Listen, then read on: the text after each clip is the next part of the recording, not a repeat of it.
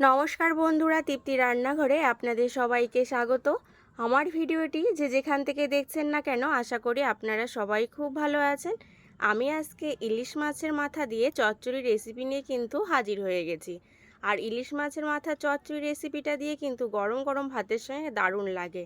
আর এই পদ যদি দুপুরের পাতে থাকে তাহলে কিন্তু আর মাছ মাংস কিছুই লাগবে না। ভিডিওটি কিন্তু স্কিপ না করে পুরো ভিডিওটি দেখার অনুরোধ রইল। চলুন তাহলে এবার ঝটপট তৈরি করে নেওয়া যাক ইলিশ মাছের মাথা চচ্চড়ি রেসিপি। আমি এখানে কিছু সবজি নিয়ে নিয়েছি আমার পছন্দ মতন। আপনারা কিন্তু আপনাদের পছন্দ মতনই সবজি নিয়ে নিতে পারেন। আমি এই সবজিগুলো নিয়েছি বলে আপনাদের নিতে হবে এরকম কোনো কথা নেই। গ্যাস অন করে কড়াই বসিয়ে দিয়েছি। এবারে এর ভিতরে দিয়ে দেবো পরিমাণ মতন সর্ষের তেল। এই রান্নাটা কিন্তু সর্ষের তেলেই করতে হবে। তেলটাকে কিন্তু প্রথমে হাই ফ্লেমে খুব ভালো করে গরম করে নিতে হবে। গরম হয়ে গেলে এবার এর ভিতরে দিয়ে দেবো নুন হলুদ মাখিয়ে রাখা ইলিশ মাছের মাথাগুলো। ইলিশ মাছের মাথাগুলো আমার সব কিন্তু দেওয়া হয়ে গেছে।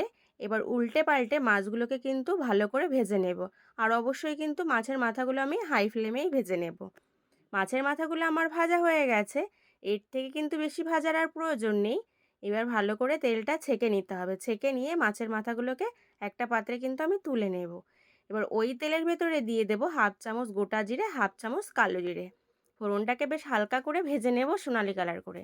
যখন এটা বেশ হালকা একটা সোনালি কালার হবে আর মিষ্টি একটা গন্ধ বেরোবে, তখন আমি এর ভেতরে দিয়ে দেব আলু।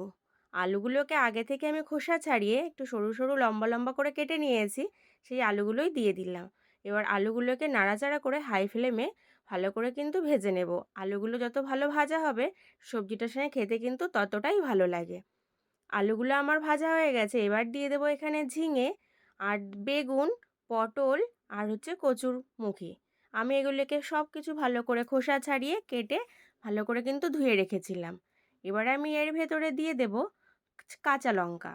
কাঁচা লঙ্কাগুলোকে কিন্তু আমি একটু চিড়ে নিয়েছি। ঝালটা কিন্তু আপনারা আপনাদের পছন্দ অনুযায়ী কম বেশি করে নিতেই পারেন। আর দিয়ে দিতে হবে স্বাদ মতো লবণ আর পরিমাণ মতন হলুদ গুঁড়ো। লবণ আর হলুদ গুঁড়োটাকে ভালো করে এবার সবজির সাথে মিশিয়ে নিতে হবে। এরকম উল্টে পাল্টে কিন্তু আমি 2 মিনিটের মতন মিশিয়ে নেব। আর হাই ফ্লেমেই কিন্তু আমি এটাকে ভালো করে একটু মিশিয়ে নেব। সবজিগুলো যত ভালো মেশানো হবে ততই কিন্তু এটা খেতে ভালো লাগে। সবজিগুলো মেশানো হয়ে গেলে এবার একদম ফ্লেমটাকে লো ফ্লেম করে ঢেকে দিতে হবে কিন্তু 5 মিনিটের জন্য। 5 মিনিট হয়ে গেছে, আমি ঢাকনাটা তুলে নিলাম। ঢাকনাটা তুলে নিয়ে সবার প্রথমে একটু মিশিয়ে দেবো আগে। মেশানো হয়ে গেলে এবার যে মাছের মাথাগুলো আমি ভেজে রেখেছিলাম সেই মাছের মাথাগুলো দিয়ে দেব। মাছের মাথাগুলো দিয়ে আবার একটু উল্টে পাল্টে নেব মাছের মাথার সঙ্গে সবজিগুলো। মাছের মাথার সঙ্গে সবজিগুলোকে উল্টে পাল্টে নিয়ে আবার কিন্তু এখানে দিয়ে দেবো এবার আমি পরিমাণ মতন জল। এখানে কিন্তু খুব বেশি পরিমাণে আমি জল ব্যবহার করব না, কারণ এটা বেশ একটু মাখা মাখা হবে খেতে। জলটা দিয়ে প্রথমে কিন্তু হাই ফ্লেমে এটাকে ভালোভাবে কিন্তু জাল করে নিতে হবে। যখন এরকম ফুটে উঠবে তখন ঢেকে দেবো এটাকে 10 মিনিটের জন্য লো ফ্লেমে। 10 মিনিট হয়ে গেছে, আমি ঢাকনাটা এবার তুলে নিয়েছি। তুলে দিয়ে সবার প্রথমে একটু মিশিয়ে দেব। মিশিয়ে দেখে নেব সবজিগুলো আমার কেমন সিদ্ধ হয়েছে। সবজিগুলো কিন্তু আমার পুরোপুরি সিদ্ধ হয়েছে। এবার যে মাছের মাথাগুলো আছে সেগুলোকে এইভাবে খুন্তি দিয়ে চেপে চেপে কিন্তু একটু ভেঙে ভেঙে দেব। আর সবজিগুলোকেও একটু হালকা হাতে চেপে দেবো যাতে বেশ এটা একটু মাখা মাখা হয়, দেখতে ভালো লাগে এবং খেতেও কিন্তু ভালো লাগবে। ঠিক সেই কারণে কিন্তু মাছের মাথাগুলোকে একটু ভেঙে ভেঙে দিতে হবে। আমার চ্যানেলটি যারা এখনও সাবস্ক্রাইব করেননি তাদের কাছে অনুরোধ রইল চ্যানেলটি সাবস্ক্রাইব করার জন্য।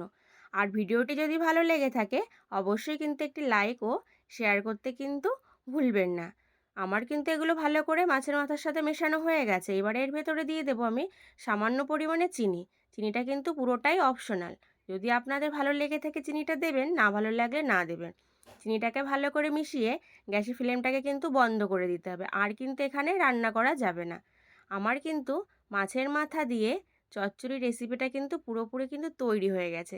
তাহলে আপনারাও একবার ইলিশ মাছের মাথা দিয়ে এইভাবে চচ্চড়ি রেসিপি করে খেয়ে দেখুন। আশা করি আপনাদের সবার কিন্তু খুবই ভালো লাগবে। আজকের রেসিপি কিন্তু তাহলে এই পর্যন্তই। ভালো থাকবেন, সুস্থ থাকবেন। ধন্যবাদ।